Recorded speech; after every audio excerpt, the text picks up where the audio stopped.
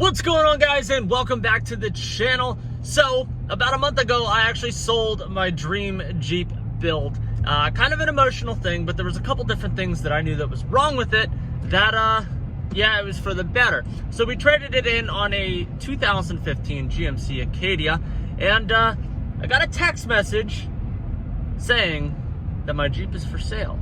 So today we're gonna check it out. But don't forget, guys, the best thing you guys can do to support the channel is give this video a big thumbs up, smash that subscribe button down below, click the little notification bell so you guys get notified every freaking time I post a video, and I will see you guys at the dealership. So something that I actually want to talk about before we get there, just in the case that some of the stuff that I know I left the way that I left it is the same way, I will not be putting the dealership's name anywhere in the video. And I don't want to discourage somebody from buying the Jeep, because a lot of the stuff that I'm going to point out is tiny little tedious things that there's probably one thing that is somewhat expensive to replace. Other things are not so expensive. So if in the case that they did not repair those things that I know about, obviously being the previous owner and building the Jeep, I'm not going to release the name of the dealership just to not put a bad rep potentially on the dealership. Just a quick short list. I do know that I put brand new General ATX tires on the rear of the Jeep, but I only got 2. I did not get 4, and the AT2s that were on the front were a little bit worn down. So that is something that is going to be a little bit pricey to replace. I mean, I know what I paid for the General Grabber AT2s or ATXs just for 2 of them. So when the buyer goes in there to buy the Jeep, if they are not replaced, that is something that they should think about. Another thing is the fender flares. So if you guys remember back when I initially built the Jeep, we were having issues with the fender flares. Now, the biggest issue with the fender flare was, in fact, I went cheap and I bought a knockoff freaking fender flare, and the fitment was not perfect. So I personally know that there is a zip tie, at least one zip tie. I'm pretty sure there's not a piece that has more than one zip tie, I guess you would say. I know that each fender flare only has one zip tie, but I did paint them. I did paint the zip ties to match the fender flares. So that I'll chalk that one up. That is my bad. But you would think a dealership would notice if there's zip ties on a fender flare. Also, just keep in mind, we did have pretty bad death wobble between 40 and 50, 55 mile an hour.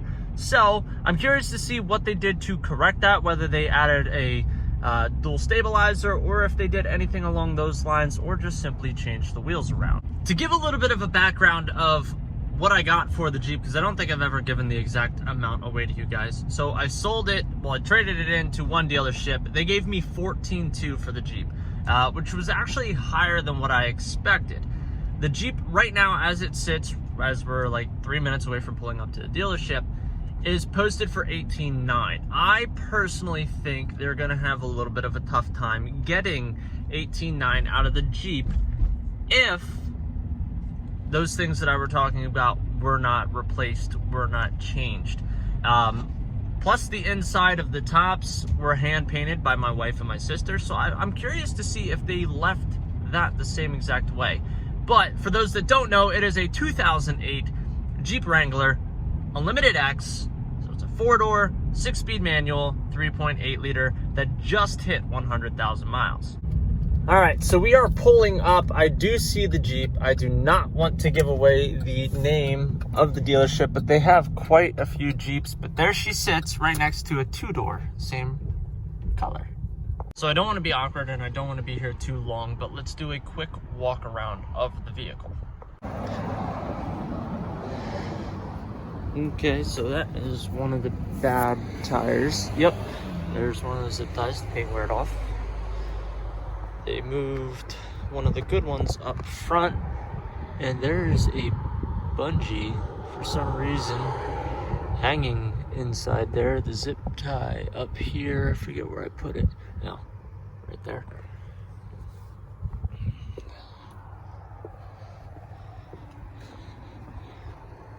The other ATX is now up front, so the good ATXs are up front. As you guys can see, there's actually a zip tie there and a zip tie there.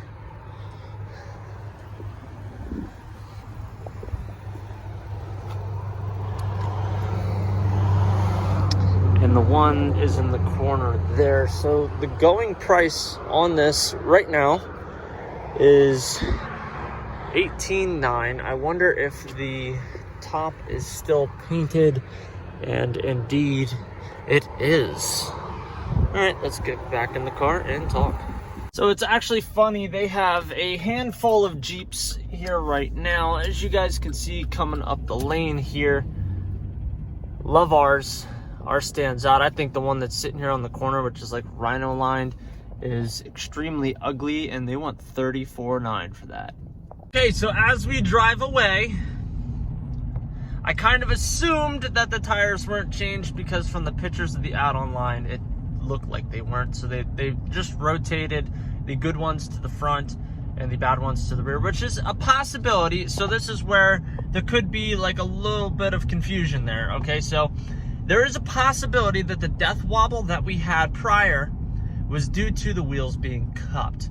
And that is the older AT2s that are now on the back, but we had them on the front. There's a possibility that what was causing the death wobble was, in fact, the AT2s.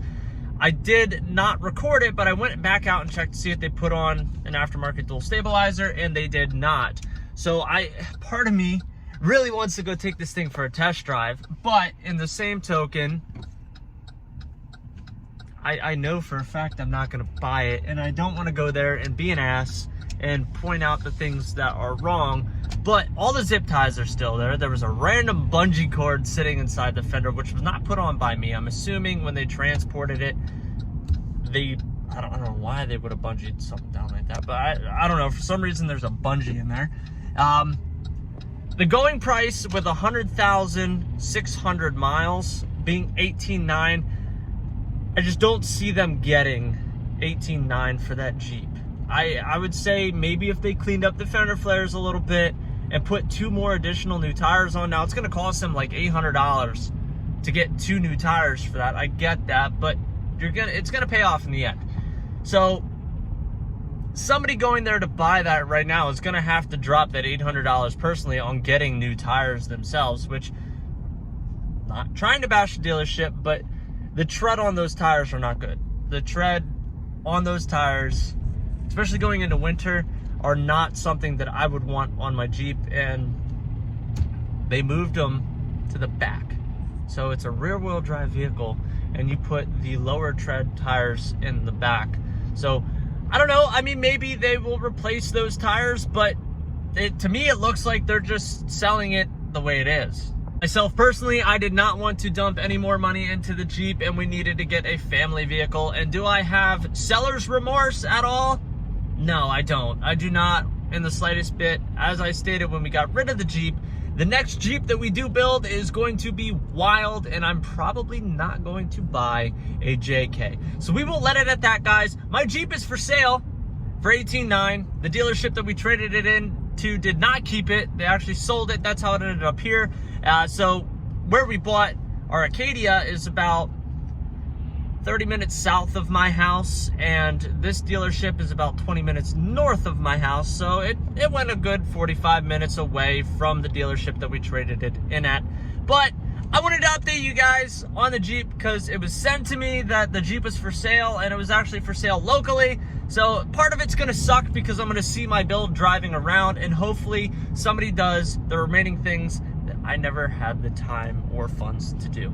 Anyway, guys, if this was your first time watching a video on the channel, give this video a big thumbs up. Smash that subscribe button down below. Join us on our journey to 10,000 subscribers. And I'll see you guys in the next one. Later.